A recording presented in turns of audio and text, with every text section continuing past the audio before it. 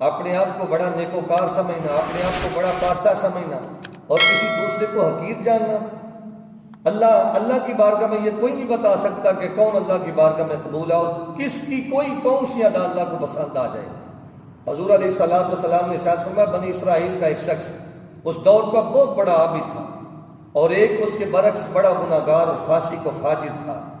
اور فاسق و فاجر نے دیکھا کہ وہ نیک آدمی جو ہے وہ ایک دھوپ پہ بیٹھا ہوا ہے اور اس کے اوپر بادل کا سایہ ہے، اس کے سر کے اوپر بادل نے سایہ کیا ہوا ہے،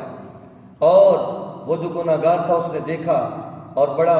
تعجب کیا اور دل میں سوچا کہ میں بھی کیوں نہ اس کے پاس جا کے بیٹھ جاؤں تاکہ مجھے بھی یہ بادل کا سایہ میسر آ جائے۔ اور وہ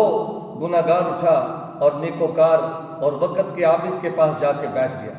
اور وہاں جب جا کے بیٹھا تو عابد کا کیا رویہ تھا، اس عبادت گزار کا کیا رویہ تھا، اس نیکوکار کا کیا رویہ تھا،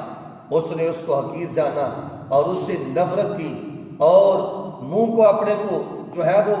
چہرے پر بل بنائے، ماتھے پر بل ڈالے اور دل میں یہ خیال کیا کہ میرے ساتھ یہ گناہ گار بیٹھے گا، اور وہاں سے اٹھا نفرت کرتے ہوئے وہاں سے اٹھا اور اٹھ کے وہاں سے چلا گیا۔ ارے نیکوکار تو چلا گیا لیکن بادل کا سایہ وہیں پر موجود ہے، بادل کا سایہ وہیں پر موجود ہے۔ نیکوکار تو یہ دل میں سوچ کے چلا گیا کہ میں تو بڑا نیکوکار ہوں، یہ میرے ساتھ کیسے گناہ گار بیٹھ گیا۔ ارے نیکوکار تو چلا گیا لیکن بادل کا سایہ اس کے ساتھ وہیں پر رہ گیا جو گناہ گار تھا،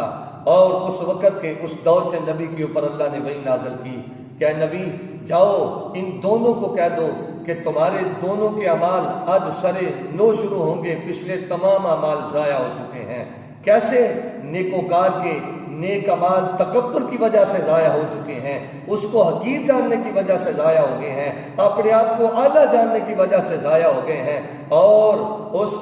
گناہ گار کے اعمال جو گناہ تھے وہ اس وجہ سے دھل گئے ہیں کہ اس نے نیک بندے کی صحبت کو افضل جانا۔ میں اس لیے کہا کرتا ہوں کہ اللہ ہی جانتا ہے کہ اللہ کی بارگاہ میں کون نیک ہے اور میرے رب کو کس کی ادا پسند آتی ہے، لہذا اس لیے میرے دوستوں کسی کو حقیر مت جانو، کسی کو اپنے سے نیچا مت جانو، کوئی پتہ نہیں کہ کون اللہ کی بارگاہ میں مقبول بندہ ہے۔